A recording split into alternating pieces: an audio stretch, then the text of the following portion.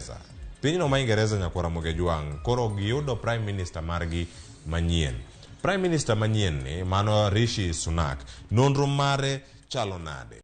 Kirango kacha nonro mare hiye nyakwara Muge Jwang entiere kod wacho ni tiende koso kama nigi wuoke higa maromo 1960 kane gidar kendo ne gidhi nyaka e pinyno ma Ingereza mano gi jonyuolgi nodar piny nowuok e alwora mar East Africa mano Afrika ma ugwe kendo min mare ero kanyo nonyuol e pinyno ma Tanzania ka koro wuon mare bende wacho ni ne nonyuol kendo ne odongo e piny Kenya. Nyakwara Muge Jwang ojahigni 42 kendo koro dhi bedo Prime Minister mar adek e thuolo mag jumbe 7 mokalo. Jumbe 7 mokalo osebedo gi Prime Minister maromo nade e pinyno ma Ingereza. Nitiere kata Boris Johnson ma bende nogwe tao kaluwore kod wechego mag mibadhi kachiel koda katiyo komenda e yo moro ma ok ni kare mano jumbe 7 mokalo. Kaka machielo bende wantiere kacha kod makoro nogwe tao Liz Truss ma bende obedo e apisi e thuolo mag jumbe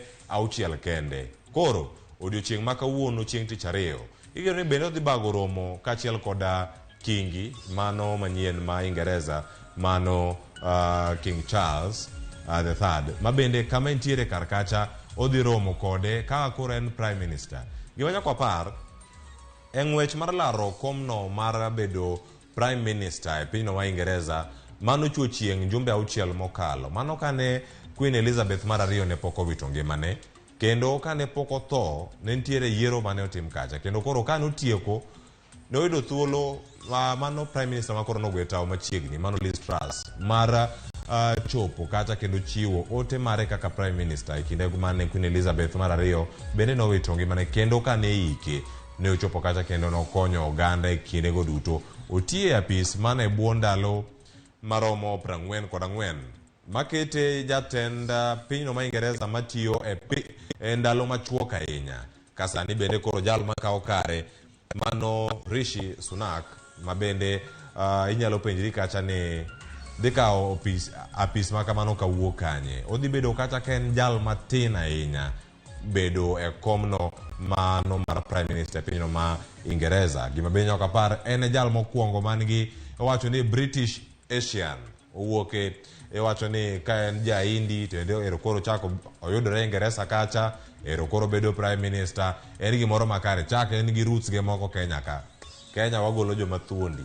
Akia ka imor kaka wamor takia umor nango kata kamano puoch gi pak ne Rishi Sunak ma bende osetemo e thuolo mokwongo kane Liz Truss oyombe kendo kata nobiro e thuolo machien kanyo noyudo wacho ni nen deferred dream nochora nyime kata kamano nok en denied ni mar koro sano osechopo kendo koro entiere kar kanyo kaka Prime Minister manyien. Tinya penjiri ni ne waneno net worth ni jogi nigi mwandu maromo nade. Ing'e mwandu ma Rishi Sunak nigo mana mondo miya koni maling'ling entiere kod omenda mar piny Kenya mano maromo bilion 99.8 mano mwandu ma entiere go. Ng'amono aneno ka nigi mwandu mamalo e piny Kenya mane laro ten migepe nen Musalia Mudavadi nen gi milion 4 mano bilion 4